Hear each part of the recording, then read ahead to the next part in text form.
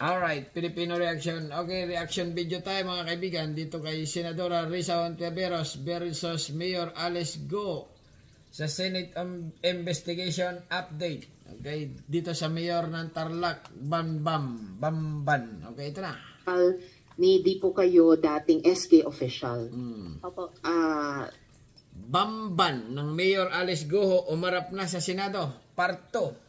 Naghanap bilang paghahanda kasi dito sa hearing, syempre naghanap po kami ng nag-research po kami ng background information tungkol sa inyo online. Pero kahit online, ang nipis po ng impormasyon tungkol sa inyo. So basically, at least politically, parang you came out of nowhere, ma'am, tapos naging mayor kayo. Bigla, ganun ba yon? Nanalo kayo bilang mayor. Opo, Madam Chairman, may statement po sana ako. Okay lang po. Okay. Nanalo maging mayor kasi binoto ng tao. Or baka malaki ang pera na ginastos sa pagka-mayor. Ganun lang yon mga kaibigan. Ha? Kasi nga itong si Bambam Mayor Alice Guho ay nababalitang Chinese daw or panig sa Chinese. Dahil pinayagan nito ang mga pugo-pugo sa kanyang lugar. Okay, continue lang. Mukha nga. Mukha. Well, kaya ko rin tinatanong before the chair allows the good mayor to deliver her statement. Baka okay rin naman po yun, no, na figuratively galing out of nowhere tapos nanalo bilang mayor. Baka pwedeng isipin na refreshing break sa usual na dynastic politics natin. Pero syempre, interesante at gusto ko talaga mas makilala ng maigi. So maybe we can begin with your statement, Mayor. So ilang minuto po ba yan or ilang pages po ba? Senadora, tanong mo nga, Alice, Chinese ka ba? Ganon, dapat. Bagay, siguro natanong mo na yan. Chinese ka ba or ano? Pinadala ka ba ng China or ano? Bakit na-prove mo yung mga pugo-pugo? Oh. Madam Chairman, mga 2 to 3 minutes lang po. Okay, You have the floor, Mayor. Opo, thank you po. Ako po si Alice Lialco, ang kasalukuyang mayor po ng bayan po ng Bamban, Tarlac po. Sa mga hindi po nakakaalam, ang Bamban po ay ang kaunang-unang bayan po sa lalawigan po ng Tarlac. Napapagitnaan po kami ng Clark at New Clark City po at mga ibang malalaking bayan po ng Tarlac Province. Ang aming pangunahing hanap buhay po ay agriculture. Kaya bilang first termer mayor po, ay malaking hamon po sa akin kung paano mabigyan po ng sapat na pangkabuhayan ang aking mga kababayan. Ngayon din po, magbukas ang daan upang hikayatin ang mga investors po sa aming lugar na isang second-class municipality po. Bago po ako naging mayor, ay kilala po ako bilang negosyante.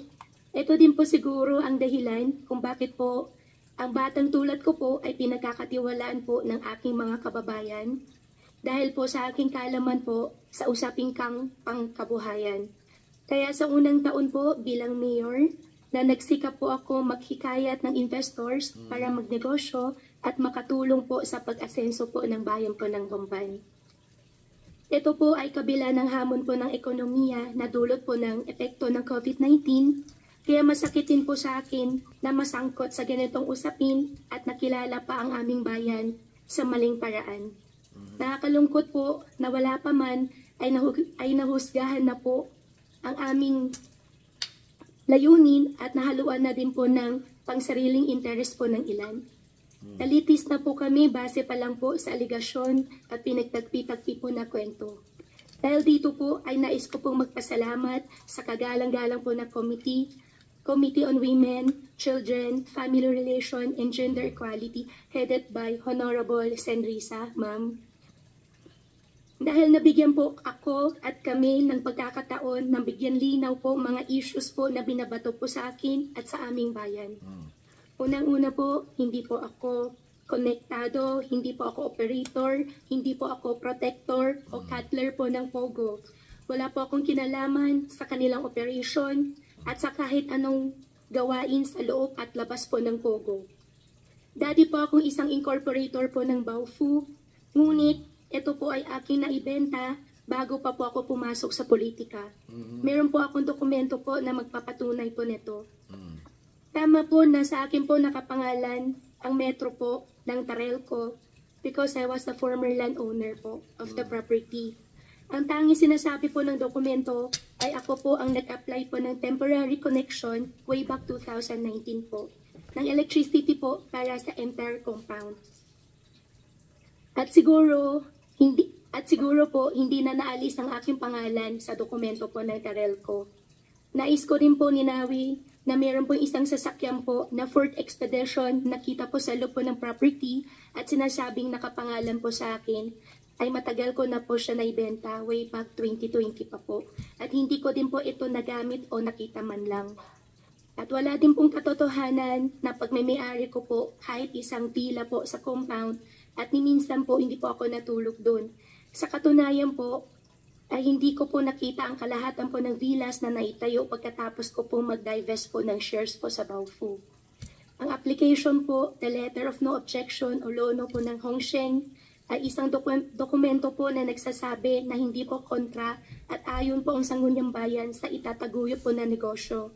Ito naman po ay na-issue pa po ako bago naging mayor ng Bamban at hindi na po ako nagkaroon ng anuman partisipasyon matapos po noon.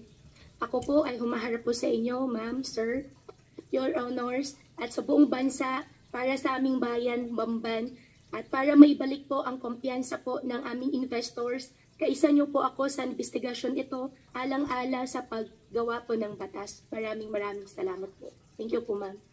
Thank you rin po, Mayor Go. Sabi niyo po sa inyong statement, gusto niyong tulungan yung mga residente ng Bamban.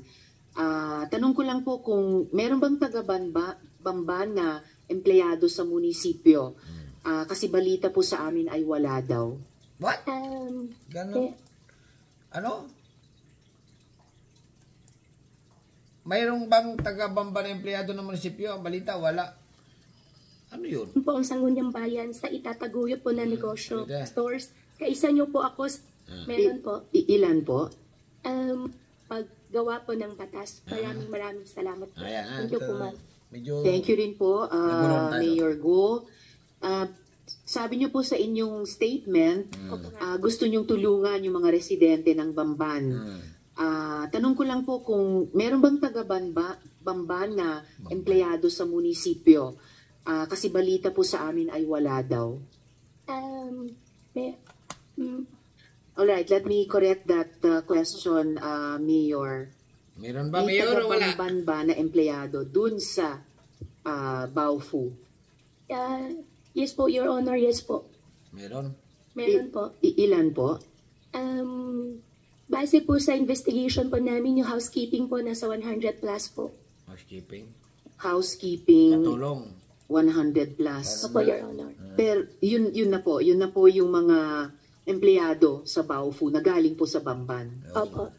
Lahat po, ilan ang empleyado o workers sa Baofu? Dun sa 7-story buildings at dorms at dun po sa 14 villas at sa lahat-lahat na 36 buildings sa 7.8 or 7.9 hectare property. Ilan lahat po ang workers? Opo, Your Honor. After ko po mag-divest po, hindi ko na po alam yung exact number po. Base lang po sa investigation ko po na after the raid po, yung housekeeping lang po, 100 plus po.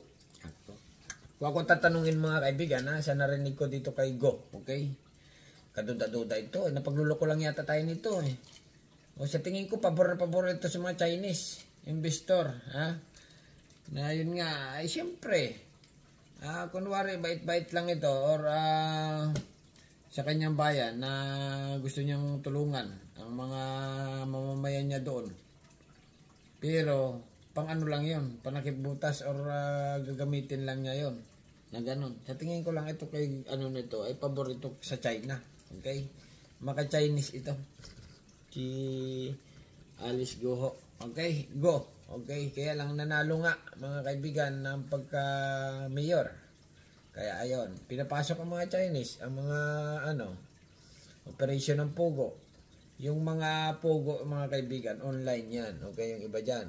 Ang iba dyan, ina-advertise pa ng mga vlogger. Yung mga vlogger na may patalastas na kinukomersyal. Ganito, Kaunting pindot lang, mananalo kayo ng ano. O, ano rin yan na, product rin yan ng Pogo. O, isang pindot lang, panalo na agad kayo. Jackpot. Yung mga Facebook kalat yan, yung mga vlogger nag-advertise niyan.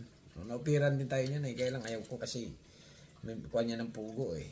Okay? Eh, parang mahirap pagsugal eh. Pagsugal talaga mga kaibigan, talo ka dyan. Okay, ikaw vlogger, makakita ka na yung ganyan. Huwag mo na accept yung mga ganyan. Okay?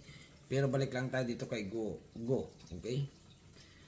Versus malabo pa mga kaibigan eh. Pero tingin ko lang ay talagang dapat imbestigahan talaga ng todong-todo.